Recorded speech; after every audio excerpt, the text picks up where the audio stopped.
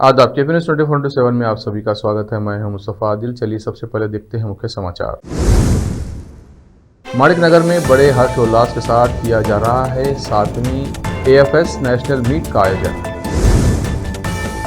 कर्नाटक के 6 कांग्रेस विधायकों ने दिल्ली में मल्लिकार्जुन खड़गे से की मुलाकात। उप मुख्यमंत्री DK शिवकुमार को मुख्यमंत्री बनाने की वकालत की। चामराजनगर में लोग मुख्यमंत्री सिद्धरामैया का भाषण छोड़कर लंच पर चले गए। खाली कुर्सियां देखकर हंसने लगे मुख्यमंत्री। सरकार को पता हो या ना हो, हम उनके बलबूते पर नहीं हैं, बोले संघ प्रमुख मोहन भागवत। मुख्यमंत्री नीतीश कुमार के प्रधानमंत्री मोदी के पैर छूने वाले वीडियो से खड़ा हुआ विवाद। आरजेडी ने बिहार NDA सरकार पर कसा तंज। बंगाल झारखंड में कोयला कारोबारियों के ठिकानों से मिला खजाना। सूटकेसों में भरी नोटों की गड्डियां और करोड़ों के गहने।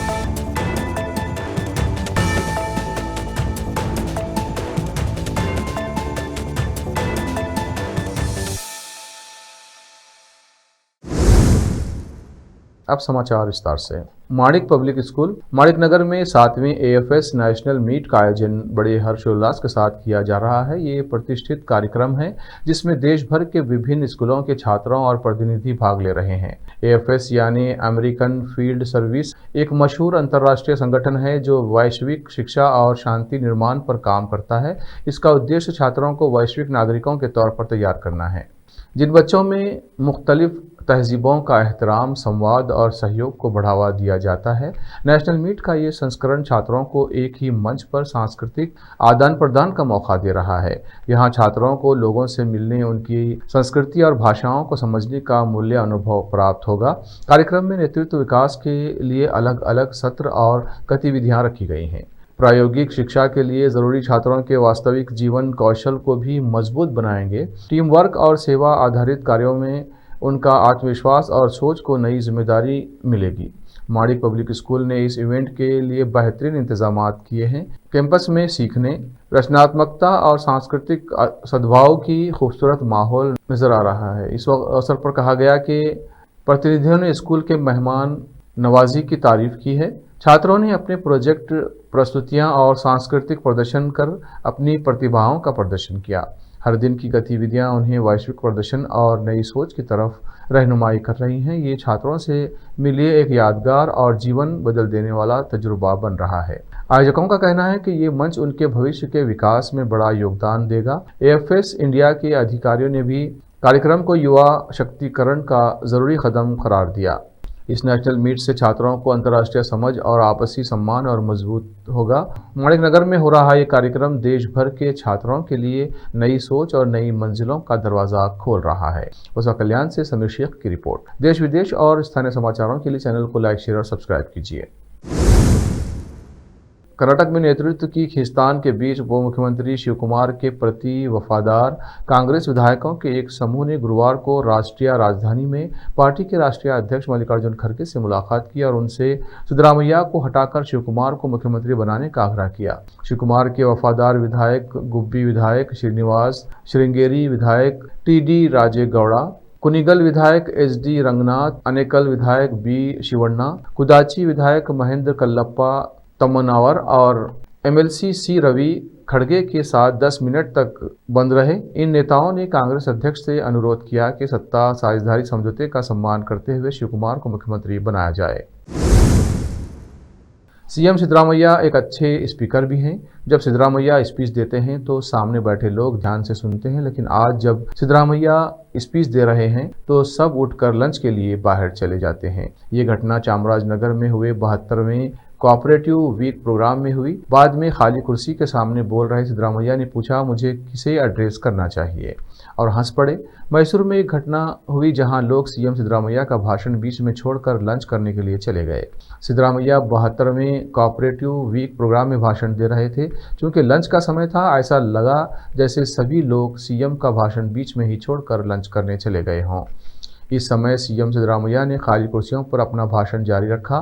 बाद में सभी कुर्सियां खाली हो गईं। मुझे और किस से बात करनी चाहिए, उन्होंने कहा। वो हंसे और मजाक किया और पूछा कि मुझे किस से बात करनी चाहिए।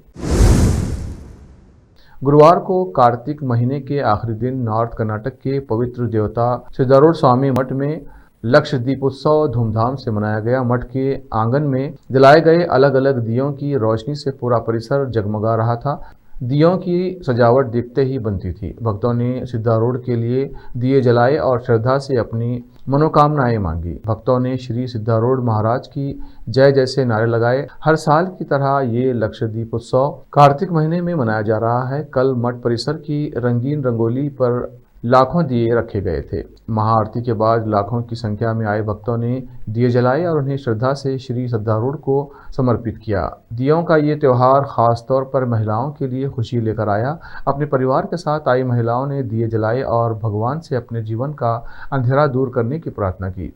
आए हुए हजारों भक्तों ने दिए जलाकर श्री मठ के आंगन में रोशनी कर दी। आंध्र प्रदेश, महाराष्ट्र, धारवाड़, हावेरी, गदग, कोप्पल, विजयपुरा, बागलकोट और कलबुर्गी समेत कई जिलों से हजारों भक्त पहुंचे थे। अब वक्त है ब्रेक का। ब्रेक के बाद जल्द लौटते हैं।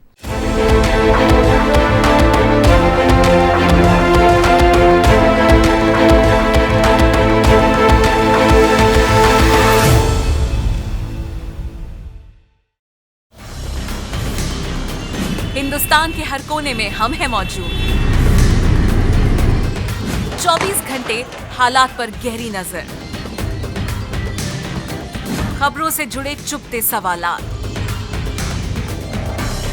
और आपको दिखाता है धार्मिक, सामाजिक, राजनीतिक, लोकल और इंटरनेशनल न्यूज की सबसे बेहतर कवरेज जो आपको रखती है हर पल बाखबर। देश और दुनिया भर की खबर के लिए देखते रहें KP news 24/7। Noor education trust Bidar की ओर से चलाया जाने वाला नूर एमएड और BEd college Bidar, recognized by NCTE Delhi, affiliated to Bidar University, Bidar. Admissions open for the academic year 2025 to 26. विशेषज्ञ और सक्षम शिक्षकों द्वारा शिक्षा प्राप्त करने के लिए नूर एमएड और बीएड कॉलेज बीदर में दाखिला लें और शांत वातावरण में उच्च स्तरीय शिक्षा प्राप्त करें। बीदर शहर में बेहतर शिक्षा का एकमात्र केंद्र नूर एमएड और BEd college Bidar. For more details contact Noor colony near horticulture centre, Halatgiri के Hyderabad road, Bidar 585403 Karnataka, India. Phone numbers 9945283920, 8050172745।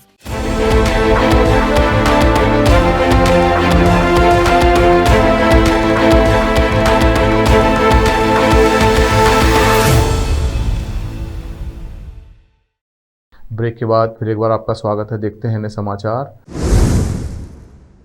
राज्य में सिद्धरामैया की अगुवाई वाली कांग्रेस सरकार ने 20 नवंबर को 2.5 साल पूरे कर लिए हैं। इस बीच चामराजनगर में हुए एक बड़े कॉन्फ्रेंस में सीएम सिद्धरामैया के पावर शेयरिंग को लेकर सफाई देने के बाद सीएम के करीबी पूर्व मंत्री के.एन. राजन्ना के बयान ने राजनीति में एक और हलचल मचा दी है। कार्यक्रम के बाद मीडिया से बात करते हुए के.एन. राजन्ना ने कहा कि सिद्धरामैया के बिना कांग्रेस नहीं होती।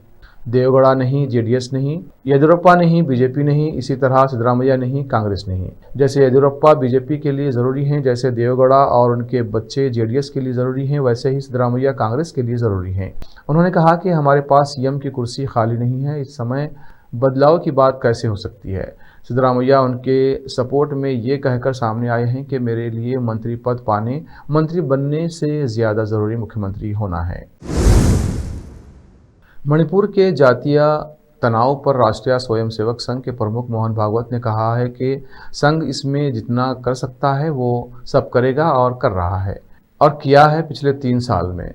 क्योंकि सरकार को मालूम हो या ना हो, हम चिंतित हैं, हमें भारत के प्रत्येक हिस्से की फिक्र है। मई 2023 में राज्य में जातीय तनाव शुरू होने के बाद संघ प्रमुख का ये मणिपुर का पहला दौरा है। उन्होंने कहा कि सब जगह हमारा संगठन है, हमारा ऑर्गेनाइजेशन आप लोगों के कारण है। मीडिया या जनता कहना चाह रहे होंगे। आगे कहा कि हम किसी सरकार के बलबूते पर नहीं हैं, हम जितना कर सकते हैं हम करते हैं, हम कोई भी कसर नहीं छोड़ते हैं, ये पक्का है। संघ प्रमुख ने आगे कहा कि हालांकि लोगों में फिर से मित्रता होने में थोड़ा समय लगेगा, तोड़ने में तो 2 मिनट लगता है, लेकिन जोड़ने में 2 साल लग जाते हैं।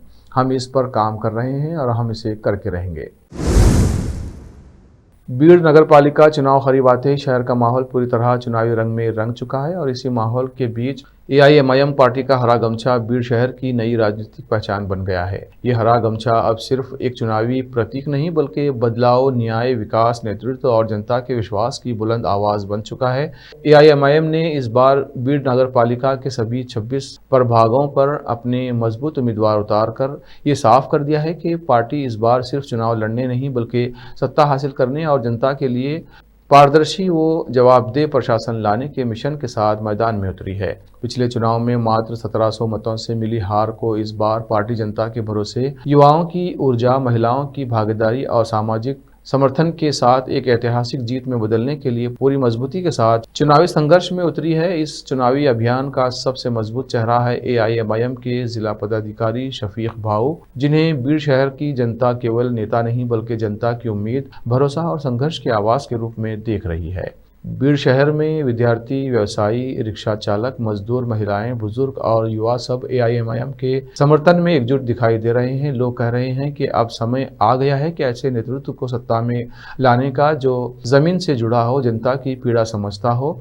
ईमानदार हो और संघर्ष करने का साहस रखता हो। और वो नेतृत्व सिर्फ शफीक भाऊ के रूप में संभव है। इसी बीच शफीक भाऊ ने मीडिया से बात की। उदगीर से संवाददाता मौलाना नौशाद कासमी की रिपोर्ट। देश विदेश और स्थानीय समाचारों के लिए चैनल को लाइक, शेयर और सब्सक्राइब कीजिए। बिहार की राजनीति में एक वीडियो ने नया विवाद खड़ा कर दिया है। इस वीडियो में मुख्यमंत्री नीतीश कुमार प्रधानमंत्री नरेंद्र मोदी के पैर छूने की कोशिश करते दिख रहे हैं जब वे पटना एयरपोर्ट पर पीएम को विदा करने पहुंचे थे। ये घटना नीतीश कुमार के 10वीं बार मुख्यमंत्री पद की शपथ लेने के बाद हुई। वीडियो सोशल मीडिया पर वायरल होते ही विपक्ष ने इसे सियासी हथियार बना लिया। आरजेडी ने एक्स पर वीडियो शेयर करते हुए लिखा, वीडियो में मुख्यमंत्री नीतीश कुमार प्रधानमंत्री मोदी के पैर छूकर आशीर्वाद प्राप्त करते दिख रहे हैं। इसके साथ ही पार्टी ने एनडीए सरकार पर परिवारवाद का तंज कसते हुए कहा कि नई कैबिनेट में कई मंत्री रिश्तेदारी और पारिवारिक लिंक के आधार पर चुने गए हैं। नीतीश कुमार ने गुरुवार को 10वीं बार मुख्यमंत्री पद की शपथ ली है। नीतीश के साथ इस सरकार में 26 और नेताओं ने मंत्री पद की शपथ ली है। बता दें कि बिहार विधानसभा चुनाव में एनडीए को 243 में से 202 सीटों पर जीत मिली थी, जबकि महागठबंधन सिर्फ 35 सीटों पर सिमटा।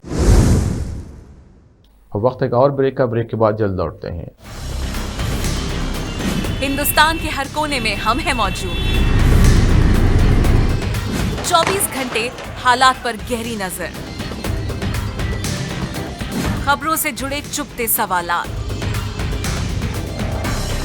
और आपको दिखाता है धार्मिक, सामाजिक, राजनीतिक, लोकल और इंटरनेशनल न्यूज की सबसे बेहतर कवरेज जो आपको रखती है हर पल बाखबर। देश और दुनिया भर की खबर के लिए देखते रहें केपी न्यूज 24/7। ब्रेक के बाद फिर एक बार आपका स्वागत है। देखते हैं नए समाचार। प्रवर्तन निदेशालय यानी ईडी ने शुक्रवार झारखंड और पश्चिम बंगाल में कोयला माफियाओं के खिलाफ बड़ी कार्रवाई करते हुए 40 से ज्यादा ठिकानों पर एक साथ छापेमारी की है। छापेमारी के दौरान प्रवर्तन निदेशालय के हाथों नोटों की गड्डियां और करोड़ों रुपए के गहने लगे हैं। ईडी की इस संयुक्त कार्रवाई को कोयला माफिया नेटवर्क पर बड़ी चोट माना जा रहा है। जांच एजेंसी के अनुसार आने वाले दिनों में इस मामले में और भी खुलासे हो सकते हैं। रांची स्थित ईडी टीम ने झारखंड के 18 ठिकानों पर सर्च ऑपरेशन चलाया। ये कार्रवाई कोयला चोरी और तस्करी से जुड़े कई बड़े मामलों पर आधारित है। जिन मामलों में कार्रवाई हो रही है उनमें अनिल गोयल, संजय उद्योग, एलबी सिंह और अमर मंडल से जुड़े केस शामिल हैं।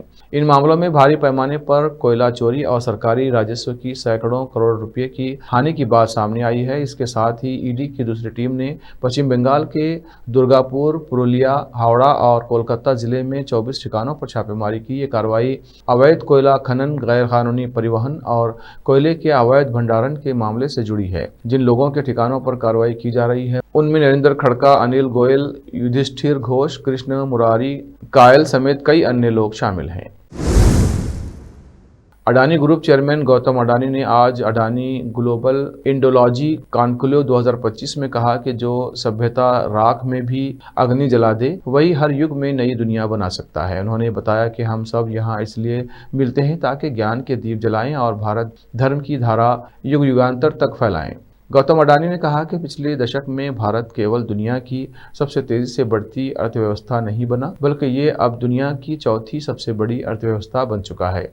लेकिन सिर्फ आर्थिक ताकत ही काफ़ी नहीं है। एक सभ्यता को अपने सांस्कृतिक आत्मविश्वास और पहचान के साथ आगे बढ़ना जरूरी है। उन्होंने जोर दिया कि एक मजबूत सभ्यता ही एक स्टेबल इकोनॉमी और वैश्विक नेतृत्व की नींव है। गौतम अडानी ने ग्लोबल आउटलुक पर भी बात की। उन्होंने कहा कि अगर भारत अपने सांस्कृतिक और डिजिटल सामर्थ्य को समझे और उसे सही दिशा में इस्तेमाल करे तो ये देश न सिर्फ आर्थिक बल्कि सभ्यता के मामले में भी ग्लोबल लीडर बन सकता है। गौतम अडानी ने अपने संबोधन में बताया कि हर बड़ी सोच, हर बड़े कार्य की जड़ में एक छोटी सी कहानी होती है और उनकी कहानी उनके बचपन से शुरू होती है। आखिर में फिर एक बार देखते हैं मुख्य समाचार। माणिक नगर में बड़े हर्षोल्लास के साथ किया जा रहा है 7वीं AFS नेशनल मीट का आयोजन। कर्नाटक के 6 कांग्रेस विधायकों ने दिल्ली में मल्लिकार्जुन खड़गे से की मुलाकात। उप मुख्यमंत्री DK शिवकुमार को मुख्यमंत्री बनाने की वकालत की। चामराजनगर में लोग मुख्यमंत्री सिद्धरामैया का भाषण छोड़कर लंच पर चले गए। खाली कुर्सियां देखकर हंसने लगे मुख्यमंत्री। सरकार को पता हो या ना हो, हम उनके बलबूते पर नहीं हैं, बोले संघ प्रमुख मोहन भागवत। मुख्यमंत्री नीतीश कुमार के प्रधानमंत्री मोदी के पैर छूने वाले वीडियो से खड़ा हुआ विवाद। आरजेडी ने बिहार NDA सरकार पर कसा तंज। बंगाल झारखंड में कोयला कारोबारियों के ठिकानों से मिला खजाना। सूटकेसों में भरी नोटों की गड्डियां और करोड़ों के गहने।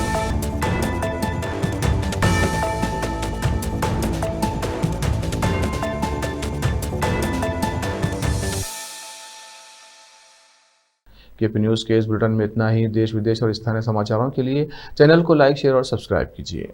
धन्यवाद।